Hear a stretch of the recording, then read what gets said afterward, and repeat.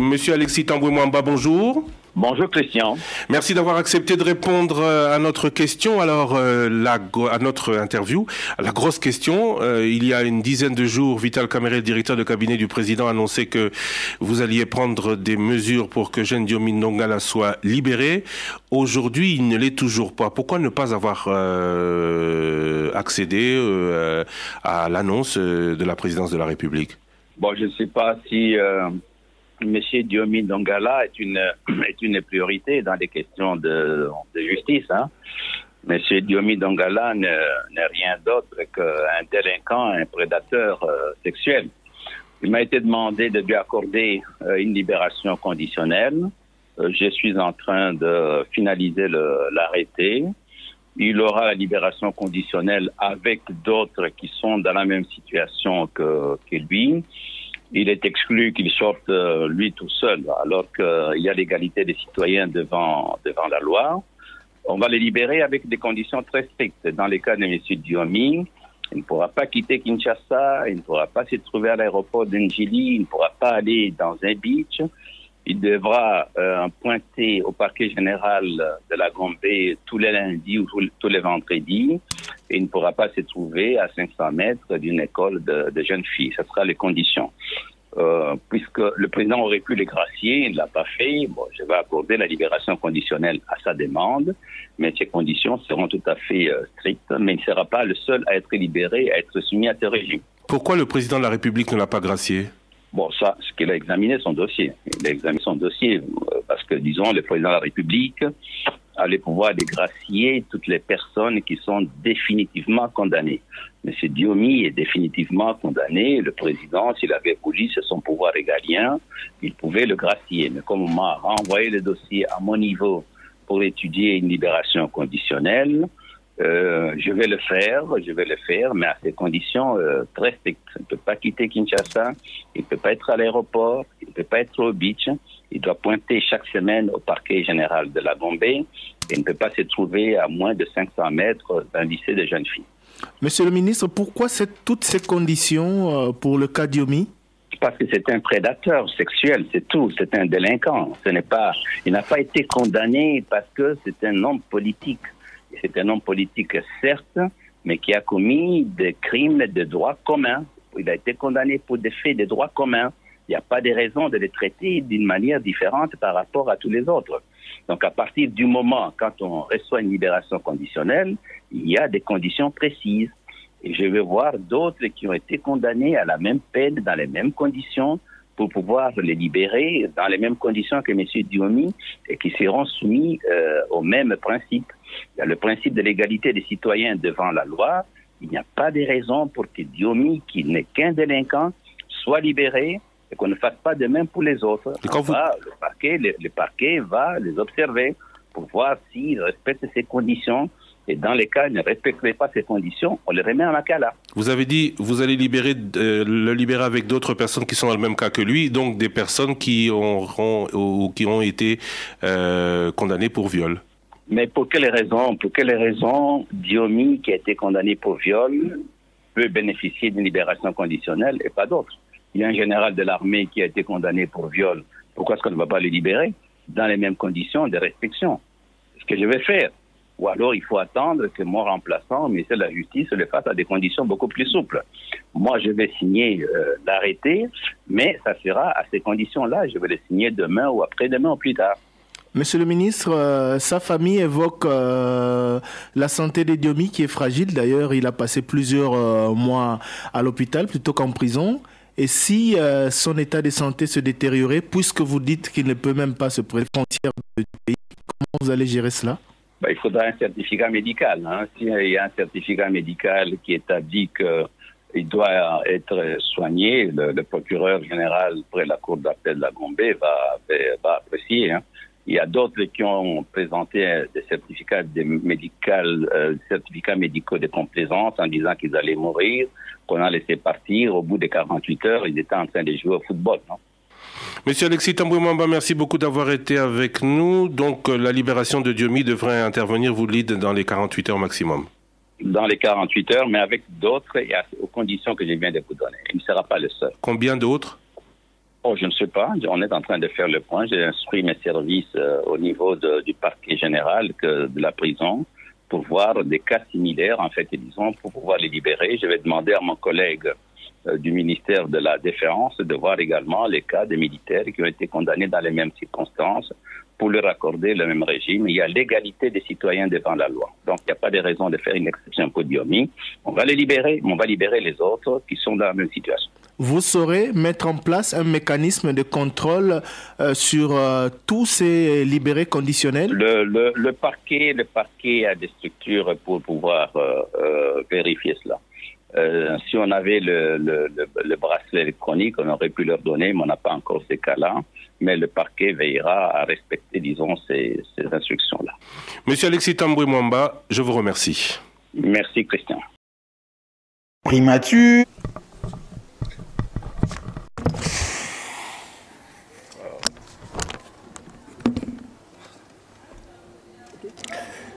Vous vous demandez si j'ai un secret, moi je ne sais pas. C'est la confiance qui place la population en la personne de Cheikh Oguitondo, mais aussi le fait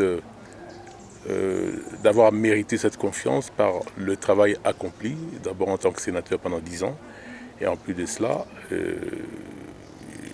j'ai été nommé ministre des Affaires étrangères il y a pas longtemps.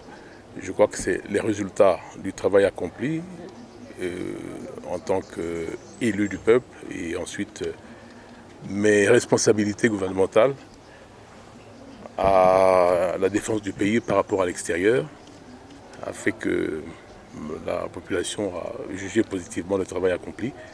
C'est ce que je peux dire par rapport à votre question. Moi, je voudrais savoir quel est l'état de lieu de la diplomatie congolaise après votre passage au travers plutôt ce ministère des Affaires étrangères. Aux Affaires étrangères, nous avons tout fait pour briser l'isolement diplomatique dans lequel était confinée la République démocratique du Congo.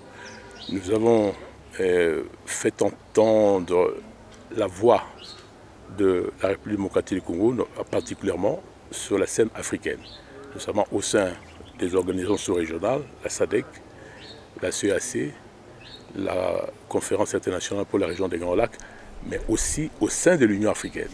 C'était vraiment important et vous avez remarqué que, d'une part, nous avons réussi à faire partie du Conseil des droits de l'homme. Et rappelez-vous, tout le monde entier était mobilisé pour soutenir la République démocratique du Congo. Mais dernièrement encore, vous avez remarqué que la République démocratique du Congo a été élue à la vice-présidence de l'Union africaine, ce qui nous permettra, d'ici 2 ans, d'accueillir le sommet de l'Union africaine dans notre pays. Mais en même temps, aujourd'hui, je crois que la RDC a créé des conditions pour sortir de son isolement diplomatique. Et malgré toute la campagne qui a été faite, je crois que nous avons résisté et nous pouvons aujourd'hui être satisfaits de la place de la République démocratique du Congo dans le concert des nations. J'ai tout fait pour être reconduit au Parlement en tant que sénateur parce que les sénateurs représentent les provinces. La province du Sankuru est composée de 6 territoires. Et dès ma première élection en 2007, j'ai parcouru les 6 territoires pour me rendre compte de la situation qui prévaut dans ces entités territoriales. Et la conclusion que j'en ai tirée, c'est que la province du Sankuru souffre d'un grand enclavement. Nous sommes toujours étonnés de la manière dont on contourne la province du Sankuru, alors que si l'on veut désenclaver la République démocratique du Congo, il faut commencer par désenclaver le pays à travers le centre.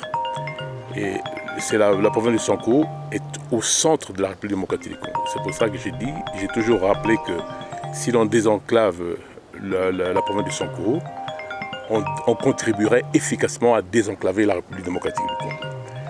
C'est pour cette raison que j'ai tout fait pour mener des actions qui puissent relier les 6 territoires du Sankuru entre eux, mais en même temps relier la province du Sankuru avec les provinces voisines.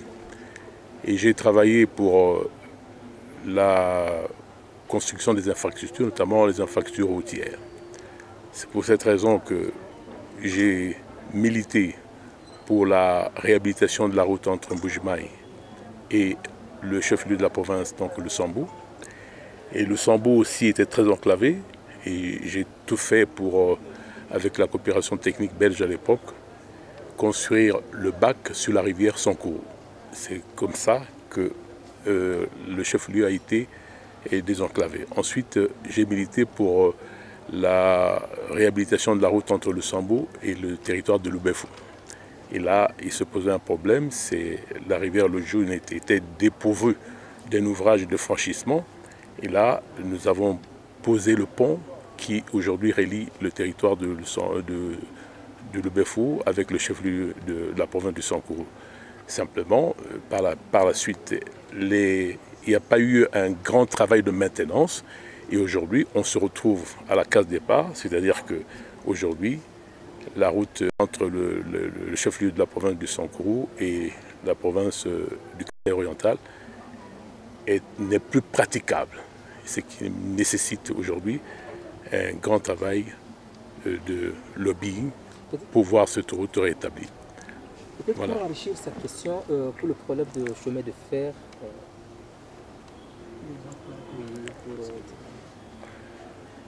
le chemin de fer pour le Sankuru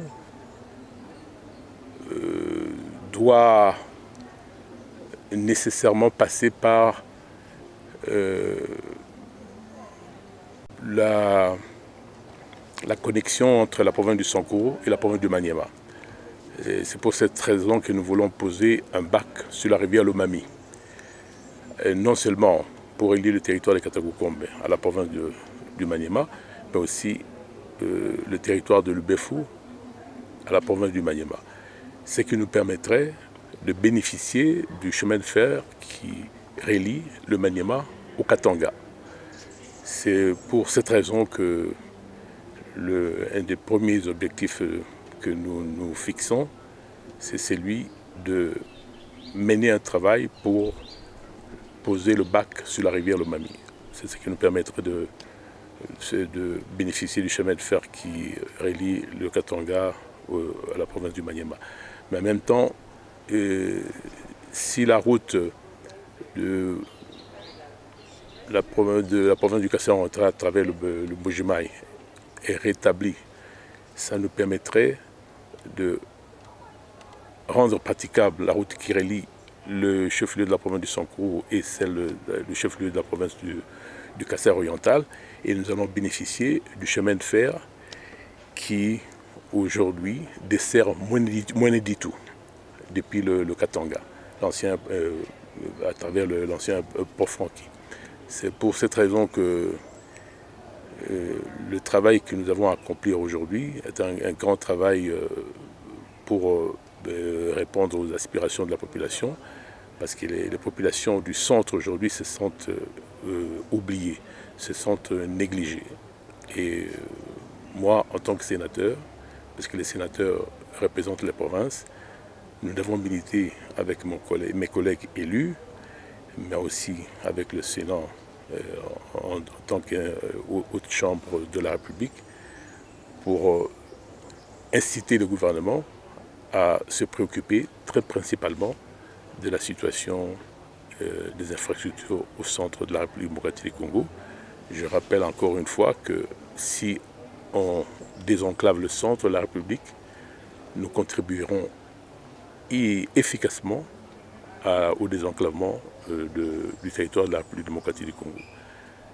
Donc aujourd'hui, c'est vraiment la préoccupation principale pour la province du Sankuru, la réhabilitation des infrastructures, qui passe par la construction des bacs et la construction des ponts, ce que nous appelons des ouvrages de franchissement. ces ouvrages de franchissement peuvent permettre de résoudre d'autres problèmes, notamment l'autosuffisance alimentaire, parce qu'aujourd'hui, les populations sont découragées de se livrer à l'agriculture parce qu'il n'y a pas la possibilité d'évacuer les produits agricoles. C'est pour cette raison que nous allons vraiment faire en sorte que le prochain gouvernement travaille pour la réhabilitation des infrastructures, parce que c'est la condition des solutions aux autres problèmes connexes. Et donc nous devons être le porte-parole des provinces au sein de l'institution sénatoriale. C'est pour cette raison que moi, je me donne en tout cas comme objectif de militer très particulièrement pour la réhabilitation des infrastructures. Parce qu'aujourd'hui, et surtout la province qui est la mienne aujourd'hui, est particulièrement enclavée, et nous allons militer pour le désenclavement de la province du Sankourou. Et désenclaver la province du Sankourou permet de relier le Sankourou à la province orientale, à l'ancienne province orientale, le Kassai oriental et en même temps la province de l'ancien Équateur, ce qui contribuerait efficacement, comme je l'ai dit tout à l'heure, à la réhabilitation du territoire de la République démocratique du Congo. Parce que les infrastructures sont la condition de autres solutions aux grands problèmes, aux grandes contraintes auxquelles les populations sont concernées. C'est pour ça que je serai très actif actuellement au Sénat pour la question infrastructurelle. Monsieur le sénateur, nous vous remercions.